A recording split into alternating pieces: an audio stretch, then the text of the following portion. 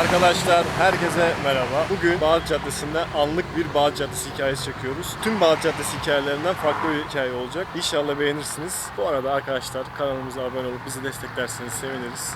Böyle videoların gelmesi için desteğinize ihtiyacımız var. Aranızda biliyorum korsan izleyenler var ama korsan izlemeyip bir abone olursanız sevinirim.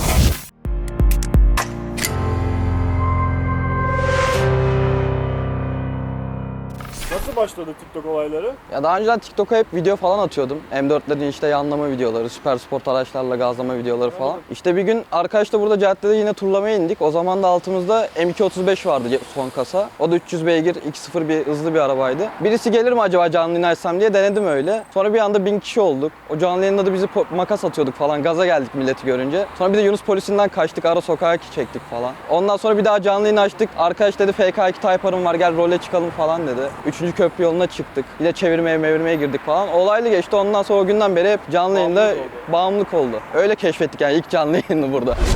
Eskiden TikTok'ta, Instagram'da böyle canlı yayınlar, videolar falan arabalar üzerine yapıldığında çok acayip izlenmeler falan alınıyordu da bu son zamanda herkes videolara falan yüklendiği için şu an çok algoritması değişti, tutmuyor pek. Ki ben de seni öyle tanıdım yani TikTok'ta bakıyorum bayağı böyle ilginç videolar var kim bunu çekiyor diye. Bir gün rolik mi var dedi atladı geldi Burhan'da. Canlı yayın üzerinden ilerliyor toplantılara. Bak mesela direkt makas şov gelir mi? Bir de canlı yayında oluyor mesela. Her yerde gazlıyoruz, ediyoruz, yanlıyoruz. Abi sen hakkını vermiyorsun. Beğenmiyorlar da. Oturduğu yerden yorumluyorlar. Bir eleştiri alıyoruz. Kaç kişi toplarız canlı yayına? Şu an yola çıkınca biraz daha bir anda artar diye düşünüyorum. S3 görünce millet. Şey geliyor mu? Jeton geliyor mu canlı yayın? Yok bizimkiler kuru izliyor abi. Hayır işi. Zaman dedik bari benzin parası çıkar falan dedik de o da olmadı. Tek kazancımız cezalar oluyor başka bir şey değil. Canlı yayından nasıl ceza yediniz ki onu anlamadım. Canlı yayından değil de işte. Paylaşılan videolardan daha çok ya şikayet üzerine yanlama videolarından cezalar yemiştik. Paylaşıyor musunuz onları? Mesela geçen sene paylaşıyorduk. Ondan sonra Ramazan'da birkaç araba bağlattık caddede. Ondan sonra daha paylaşmayı kestik onun üzerinden. Tecrübe oldu. Bak mesela gel diyor. Eleman sürmeyi bilmiyor. Burhan sürmeyi bilmiyor musun kanka sen? Vallahi 11 senelik ehliyetim var. Öğreniyorum işte yanımda hocalarım var. Abi her şey şu an sosyal medyada yürüyor. Bir de itiraf denilen bir sayfa var. Orada herkes paylaşımlar yapılıyor. Sayfanın adı mı itiraf? İşte caddeden itirafta plaka yazıyorlar. Birileri tanışıyorlar. Ondan sonra ceza yiyen orada paylaşıyor. Bakın ceza yedim. Bedel ödedim. Yani şu an bedel ödemek bir şeymiş gibi hani bir şey başarmış gibi hissediyorlar nedense. Bir ceza yediğinde. Şimdi ben 30 yaşındayım. 30 seneden beri Erenköy'de oturuyorum zaten. Hani çocukluğumuzdan beri annemlerle beraber inerdik. Daha sonradan işte kendi başımıza inmeye başladık. Ehliyetimizi aldık. İmkanlarımız vardı şükür sağ olsun. Hani iyi arabalara bindik. Hani hızlı arabalara bindik aynı şekilde. Güzel tadını çıkarttık. 7-8 sene, 10 sene önce gerçekten çok keyifliydi buralar. 17'lerimde tabii ehliyet yok, araba da yok. Arkadaşlarımızın arabasıyla cep harçlıklarını biriktirerek aslında arabaya benzin atıp buralara geliyorduk. Buraların havalarını çok beğenmiştim. Yani burada şimdi senin videolarını da izliyoruz. Büyüklerimizin de dediklerini aslında çok katılıyorum. Buranın farklı bir kültürü var. Yani Caddebostan'da, Suadiye'deki bu yaşantıyı ben İstanbul'un başka hiçbir ilçesinde görmedim. Her bölgenin kendine özgü böyle bir araba grubu var, böyle bir buluşma ortamı var ama Caddebostan denilince yani bugün 90'lar, 80'ler dahi belki bir araba kültürü diyebiliyor. Yani Caddebostan benim gözümde araba kültürüyle özdeşleşmiş bir yer. Şimdi ben ilk arabamı aldığımda, Audi A1'i aldığımda ortamı diyeyim, uyum sağlamaya başladık işte ışıkta gördüğüm zaman ışıktan ışığa, ufak gaz basmalar, meşhur es virajlarına nasıl girerim, nasıl çıkarımlarla başladı. Ama daha çok benim bulunduğum yer benim için özel. Ben arabamı yıkattığım an buraya gelir, ortamı izlerim. Kimler gazlıyor, kimler arabasına ne yapmış çok iyi bilirim. Burada insanlar genelde birbirini plakasıyla bilir. Benim simamı belki video yayınladıktan sonra kimse hatırlamayacak ama arabalarımın plakasını şu an söylesem aa bu çocuk mu diyecekler. Buradaki insanların birçoğu birbirinin araba plakası tanırlar. Yani ben örnek vereyim. 34 BNU plaka Opel'im vardı. Job 01 Mini'm vardı. AK plaka Mini'm vardı. Yani bunları söylüyorum. Büyük ihtimal arkadaşlar çıkaracaklardır. Ben aslında 4-5 senedir Bağdat Caddesi'nde kendim iniyorum. Daha önce de tabii hani abilerimizle falan gelirdik, ortamını beğenirdik ama hani kendimiz daha yeni arabalarımızla inmeye başladık. Ya aslında hani şöyle oluyor, hani geçmişteki abilerimizin senin çektiğin videoları da izledik. Ya onların dediği gibi bambaşka bir ruh var burada, hala var bu arada onu da söyleyebilirim. Hani geçmiştekiyle tabii bu bir değildir. Geçmişteki hevesler hani biraz da dedikleri gibi bazı şeylerin zor olması daha bir farklı etken ama yani şu anda da o ruh var hala. Biz de hani bir şeyler yapmaya çalışıyoruz kendi neslimizce. Daha kolay yapıyoruz ama zorlandığımız yerlerde oluyor. Ama şu ruh hala var burada. Mesela öncelerde hani abilerimiz diyorlardı ya videolarda hani haberleşmeden inerdik, orada haberleşirdik, teknoloji yoktu. O hala var yani. Biz mesela burada kimseyi aramadan insek bile dostlarımızla burada karşılaşacağımız yerler belli. Hani Kalamış'ta karşılaşıyoruz, Es'te karşılaşıyoruz. Gazlıyoruz, ondan sonra bir muhabbet, sohbet. Sonra bir bakıyoruz sabah saat 6-7. Hani o ruh hala var, mevcut. Aynen, sen ne zamandan beri buradasın? Caddede. Benim doğumum 2001. 2018'den beri geliyorum. Abilerim falan göstermişti o zaman. Eskiden hep kahve içmeye, tatlı yemeye falan gelirdim. Sonradan tur muhabbetini keşfettik arabayla gelmeyi. O zamandan beri geliyoruz. En çok da pandemi zamanı herhalde keyif alıyorduk. Yani akşam yasakları falan vardı o zaman. Akşam yasağını burada bitirip ondan sonra eve dönüyorduk. O zaman... Caddenin ortaya çıkmasındaki, şimdi genç nesilden bahsediyorum, pandemiyle keşfettiler. Çünkü pandemi zamanları işte sosyal medyada insanlar çok fazla düştüler. Çünkü evdeyken yapacak ne var? Hiçbir şey.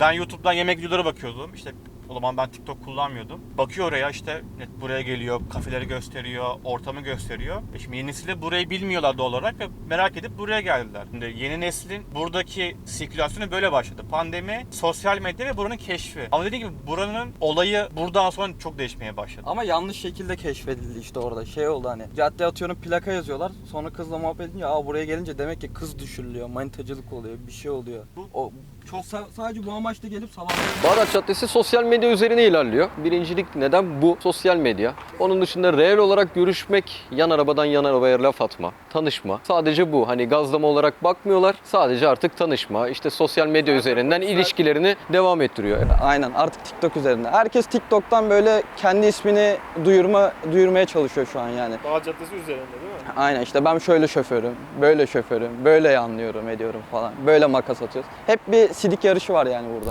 Ya şöyle aslında hani buranın polisleri de az çok buraya bizim neden indiğimizin onlar da farkındalar. Hani gazlamaya iniyoruz, araç sevdalısıyız, modifiyeyi seviyoruz. Hani bunun onlarda farkları, o yüzden genellikle bize anlayış gösteriyorlar. Ama tabii bazı konular oluyor, bazı noktalar oluyor. Tabii polislerin de agresif günü oluyor, onlar da insan. Yani ben burada egzozdan yakalanıp bağlanmadığımı da gördüm ama basıklıktan, cam filminden, ufak meselelerden bağlandığım da oldu. Yani o biraz da polislerin anına bağlı, senin yaptığın hareketleri, o gün buranın hareketliliğine bağlı. Dediğim gibi yani hani insanlar iniyor bazen, sıkıntılı hareketler yapıyor. Bunun acısı bazen bize de patlıyor. Polisler artık geriliyor şikayet almaktan. Gelin hepiniz yazalım, basıklıktan yazalım. Ceset torbasından bile ceza yiyen var burada yani.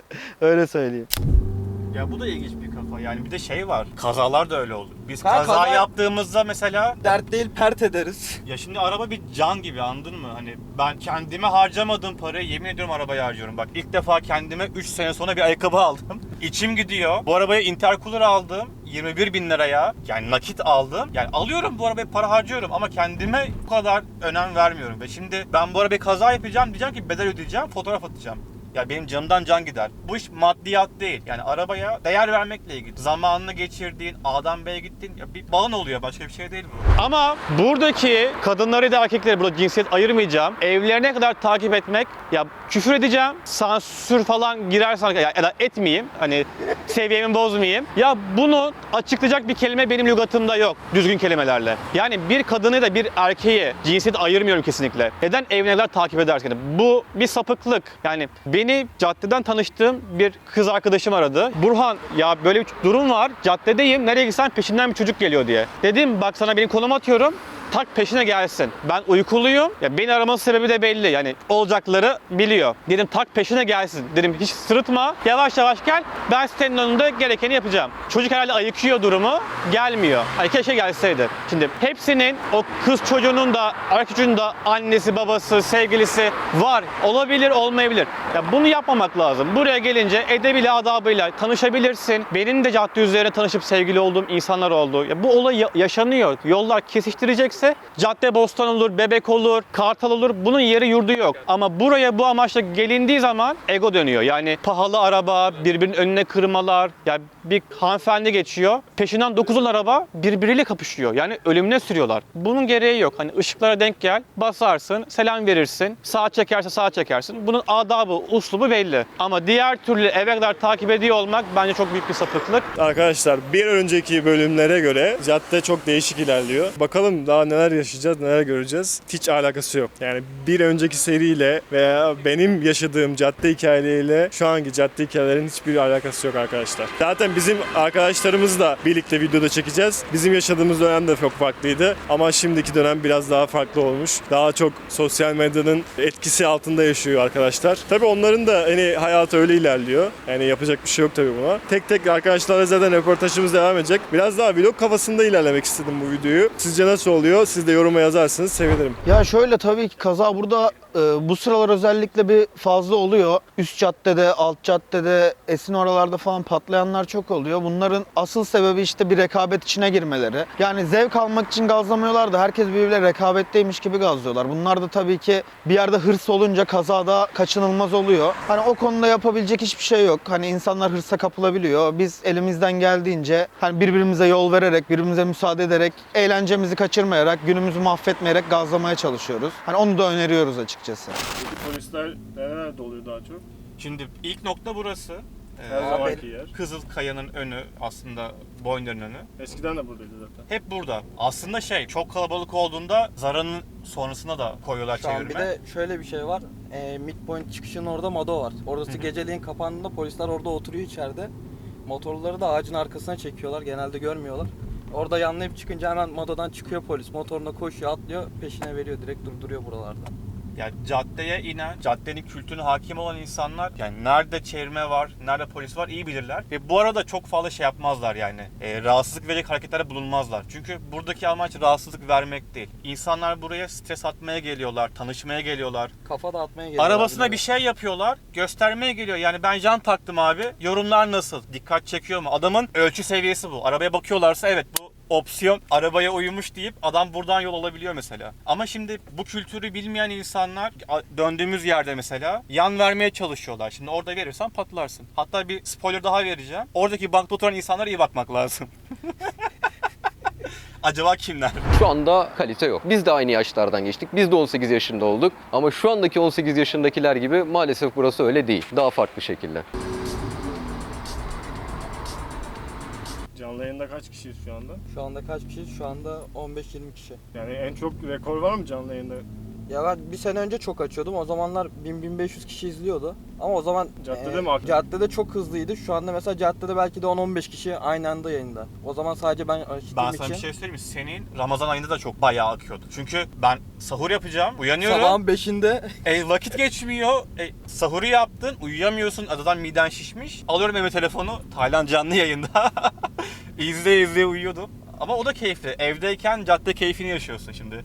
Telefonu aç, bir cadde turluyor işte ne yapıyor, hareketlere bakıyor. Kaza var, orayı çekiyor. Kardeş geçmiş bir de olsun. şey oluyor. Manitasını arayan oluyor böyle. Acaba aldatıyor mu beni falan diye girenler de oluyordu yayına. Ya çok garip kafalar var. Ama bu caddenin değişmesindeki bence en büyük faktörlerden birisi pandemi sonrası gelen itiraf sayfaları. Aynen. Şimdi pandemiden önceye kadar insanlar arabalarını öne çıkartmak için aslında gelirler, düşerlerdi buraya. Turunu atarlardı, ışıktan ışığa kalkanlar olurdu ama genelde Kalamış'ta bir pit stop yapılırdı. Araba yıkatılır, işte takılanlar takılır, bir ufak müzikle Kalamış'a girilir, dönülür. Orası böyle bir buluşma Durak noktası. noktası. Aynen öyle. Yani ben caddede tanıştığım birçok insanı orada tanıdım. Birçoğuyla çok yakın dost oldum. Yani bunun içinde kız erkek ayırmıyorum. Ben hayatıma aldığım dostlarımın birçoğunu Kalamış'ta tanıştım. Ama o zamanlar şey yok yani, antipati yok, art niyet yok ya da bizim o insanla ilgili farklı düşüncemiz yok. Yani beraber konuşuyorsak, araba soruyorsak tanışıyoruz, muhabbet bitiyor. Ama pandemi sonrası gelen aslında insana bir sosyalleşme eksikliği var. Ama bunu insanlar işte saat 6'ya kadar 7'ye kadar biliyorsun cezalar vardı. İşte Aynen. saat 7'ye kadar caddedeydi. İşte eve gideceğiz. Herkes o an bir an çıkma derdi. Şu andaki aracım güncel Polo GTI'm var. Arabada sadece bobin buji, dump valve'im var. Egzozum yok. İlk aldığım zaman bir egzozum vardı. Evden indim Mercedes'in orada hani gece 3-4 saatleriydi. İndim, sağa döndüm. Daha yağ sıcaklığım 50'ye bile ulaşmamışken arkadan motorlu polis direkt sirenlerini yaktı. Sağa çektik. Dedi ki senin hakkında dedi sürekli dedi ihbar geliyor, şikayet geliyor. Şimdi egzoz var, suçluyuz zaten. Herhangi bir şey diyemiyoruz. Dedik abi haklısın. Arabayı aldık, çekiciye yükledik. 7 emine bağlandı aracımız. Standart haline getirdik. Aracımda şu anda egzoz yok ama şu anda egzoz olmamasına rağmen aynı şekilde caddeye hala daha inememiş bulunmaktayım.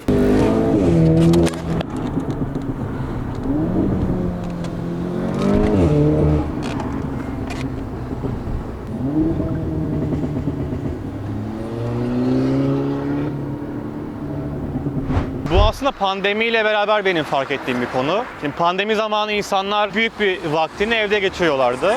Buna bizler dahil. Çünkü belli zamanlarda saat 6 denildiği zaman herkes hop çıkıp evine gidiyor ve yasaklar başlıyordu. Ama bu yasakların getirdiği de bir avantaj oldu. İnsanlar sosyalleşme ihtiyacını buralarda çok güzel bir şekilde gerçekleştiriyordu. Yani insan burada tanışmaya artık daha elverişli bir duruma gelmişti. Ki birçok dostum dediğim insanı ben o zamanlarda cadde üzerine tanışarak hayatıma aldım aslında. Ve hala güzel dostlarım var. Ben bunda bir zarar görmüyorum yani. Burada insanlar birbirine bir şeyle tanışmak istediği zaman tanışabiliyorlar. Bahane oluyor yani. Arabanın jantın rengi ne güzel. Oradan muhabbet açılabilir. Çok eski yöntemdir. Çakmak muhabbeti. Şu an işlemiyor gençler, denemeyin. Böyle bir muhabbet yok. Sigara da kullanmayın diye bir kamu spotu yapalım. Yani birden fazla yöntem vardı insan tanışmak için. Bu artık çok farklı konulara doğru evrildi. Bu dönemden itibaren itiraflar dediğimiz böyle bir profiller silsilesi başladı ve insanlar birbirlerinin plakasını sorarak aslında ya kendi piyasasını yaptılar. Hani bir kız profilinden kendi plakasını atıyor. Arabam bilinsin, caddede görelim kafalarına geliyor. Ya da gerçekten biri çok beğeniyor, çok görüyor, çok aşık oluyor ve bulmak istiyor. Bununla beraber insanlar daha farklı yere evrildiler. Yani olay arabadan çıktı. Artık insanların birbirine karşı bir ego savaşına döndü. Ha bu da olabilir. Hani birinden hoşlanıp da göremiyorsundur. Kader yollarını kesiştirecektir. Bu bir bahanesi olabilir mi? Olabilir. Çirkinleştiren insanlar hala var mı? Var. Yani buraya yeni gelen, insanları riske atan, sırf karı kız için inenler var. Ya onları tabii biz de pek hoş karşılamıyoruz. Sonuçta bizi riske atıyorlar, tehlikeye atıyorlar. Buraya gerçekten gazlamak için inen insanları negatif bir şeyle karşılıyorlar. Yani buraya sürekli mesela polis gelmesinin sebepleri de aslında o. Buranın kısıtlandırılmasının sebepleri de o. İnsanların buraya farklı bir negatif bakış açısına sahip olmalarının nedenleri de onlar aslında biraz. Gazlamanın yeri, oturup kalkmanın yeri belli olması lazım. Onu düşünüyorum ben. Onun kanaatindeyim. Hepimiz arabacıyız, hepimiz gazlamayı seviyoruz ama insanları riske atmadan, tehlikeye atmadan bunu yapmayı daha çok öneriyoruz. Burası aslında şöyle diyebilirim. Pandemiden önce ve sonra diye ikiye ayırabilirim burayı. Pandemiden önce buranın ortamı gerçekten çok daha farklıydı. Ama pandemiden sonra bir değişiklik oldu yani burada. Yeni insanlar görmeye başladık. Yeni plakalar, yeni insanlar, gençler, özellikle 17-18 yaşında ehliyetsiz insanlar bile buraya gelmeye başladı. Hani çevirmeler oluyor, bununla ilgili önlemler alınıyor ama asla hani buna bir çözüm olmuyor. Hala geliyorlar. Tehlikeli hareketlerde de bulunuyorlar. Ya biz de çok tehlikesiz hareketler yapıyoruz diyemem ama en azından biraz daha bilinçli yaptığımızı söyleyebilirim bu açıdan. Belli saatleri var buluşmaların. Eskilerde kimse kimseyi aramazlarmış. Öyle bir teknoloji yoktu.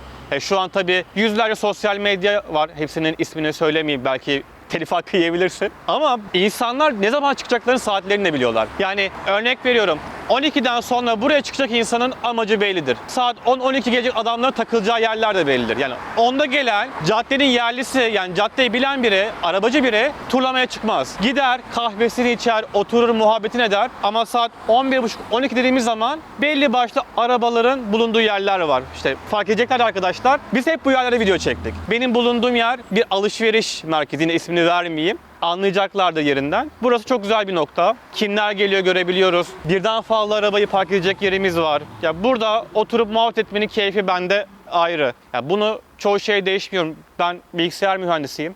İşimde gücümde bir insanım. Ama cumartesi dedikten sonra bu yavrucağı bir temizleyip, ellerimle böyle bir ovalayıp bir caddeye çıkasım geliyor. Bu yıllardır değişmedi. Ben ilk arabamı yalan olmasın 2018'de aldım. Yani 2018'den beri bu bende süregelen bir durum. Hani bazı bağımlılıklar, bazı alışkanlıklar değiştirilemiyor. Bu da benim için öyle. Belki video izleyen arkadaşlar da aynı şeyi düşüneceklerdi. Yani bu kopamıyorsun. Hani sigara bırakılır, kumar bırakılır, alkol bırakılır ama Caddebostan alışan ve arabaya binmeye alışan bir insan Caddebostan'da turlamayı bırakamaz. Bunu da söylüyorum. Aksine iddia edecek insan sayısı azdır.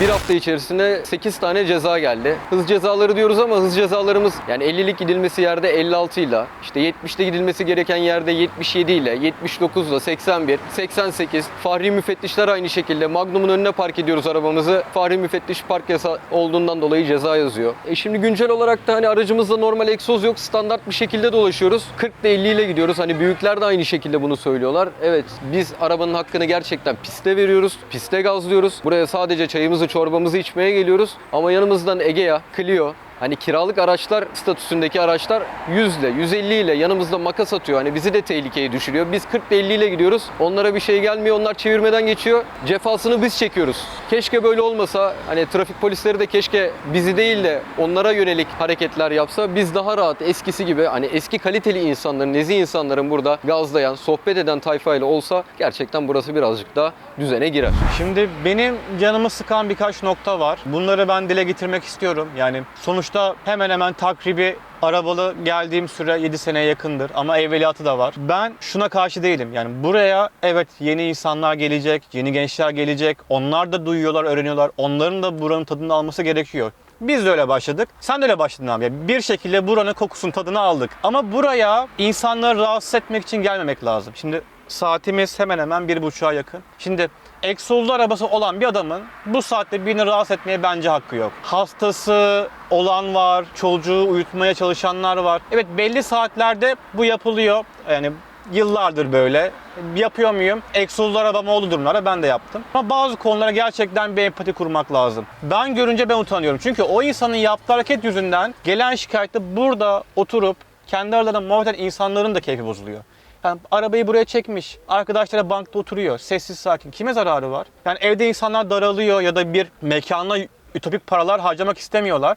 Bir kolan alırsın, cipsini alırsın, oturursun, araba başında muhabbet edersin. Kimseye zararın yok. Bunu bugün polisler de bir şey demez, oturanlar da bir şey demez. Yani kimseye, buradaki genç arkadaşların bir zararı yok ki. Ama birinin yaptığı yanlış, yani askerlik yapanlar çok iyi bilecektir. Ben yok biz var mantığı var. Bugün birinin yaptığı durumda hepimizin canı yanıyor. O yüzden bu benim için çok tatsız bir konu. Hepimizin keyfini kaçırıyor. Arkadaşlar güncel Bağdat Caddesi anılarımızı şimdi bitirdik, çektik. Sizce nasıl oldu? Bence yoruma yazın. Bu arada kanalımıza abone olup bizi desteklerseniz seviniriz. Bunları söylemek zorundayız. Çünkü desteklerinizle bir yerlere geleceğiz. Korsan izleyenler var. Başında söylemiştik zaten videonun. Siz de Korsan izlemeyi bırakıp abone olup bizi desteklerseniz çok sevinirim. Bağdat Caddesi anıları 90'lar, 2000'ler, 2010'lar, 2005'ler bunlar zaten devam edecek arkadaşlar. Ama bu tarzda bir içerik yapmak istiyordum. Çünkü güncel Bağdat Caddesi anılarını size göstermek istiyordum. Yani güzel geçti. Ben güzel geçtiğine inanıyorum. Zaten yorumla güzel bir şekilde yapacaksınız diye düşünüyorum. Saat 2 oldu. Ben artık gidip yatmak istiyorum. Görüşürüz.